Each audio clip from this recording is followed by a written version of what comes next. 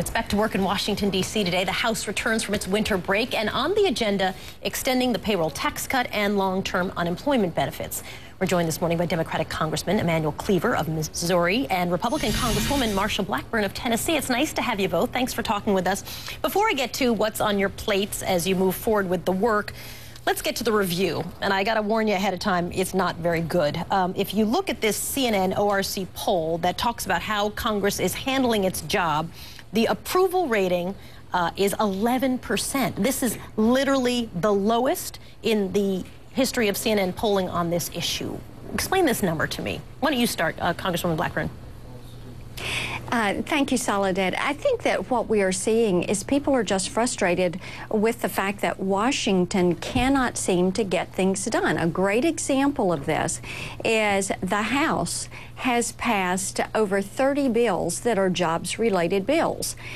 Many of these are with a bipartisan vote of support, and they are sitting in the Senate waiting for action, and they are not being taken up.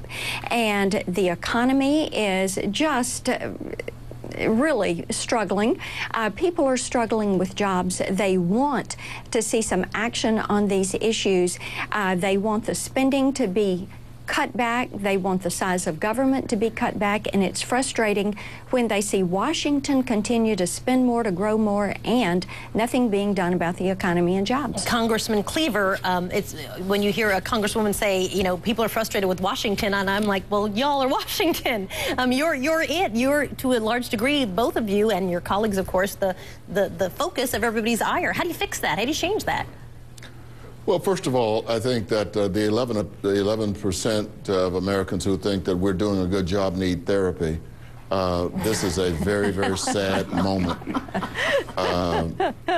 I'm embarrassed, and every member of Congress ought to be, because, look, you can't make honey and sting at the same time. And the Congress of the United States has become a body of stingers. And if we continue to do that, it's going to irreversibly do damage to the body politic, because the American public is angry.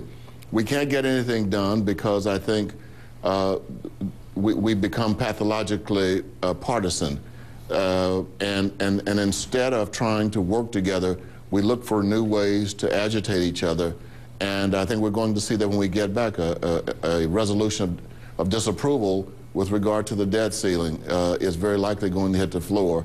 It's not a good time, and frankly, the American public is going to eventually bail out on all of us. So when you look at, and I'll ask this of both of you, the head-to-head numbers, if you look at Mitt Romney up against Barack Obama in the general election, if that is in fact how it turns out, they're neck and neck. I mean, literally right next to each other. I think that number is 48% to 47% for President Obama.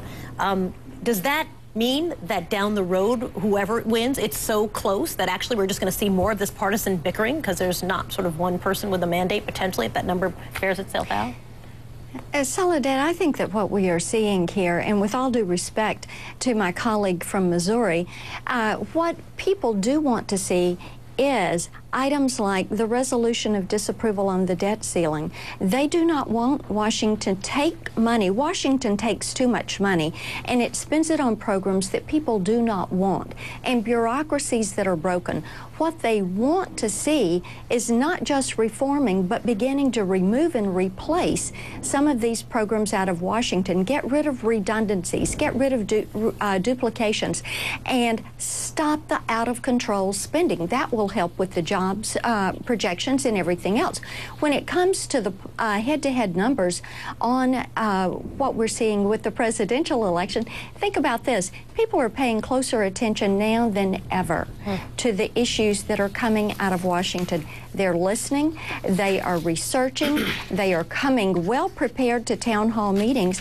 What they want us to see is aggressive action. They're also disillusioned. You look at the poll numbers, they're really unhappy. Yes, they're very frustrated. You're exactly right. And I think with due reason they're very frustrated, because they want Washington to stop the spending, to stop this overreach of bureaucracy. They're very upset that members of the administration and the bureaucracy make more money than their colleagues in the private sector. Well, it'll be interesting. I'm going to stop you there, Congresswoman and Congressman Cleaver. I'm going to stop you both there because we're out of time, but I think all of that will be interesting fodder to see exactly what happens. That disillusionment, what that means not only for the primary process, but also in the general election. I thank you for joining us this morning. We certainly appreciate it as you guys get back to work. Sure. Good to be with you. Thank you.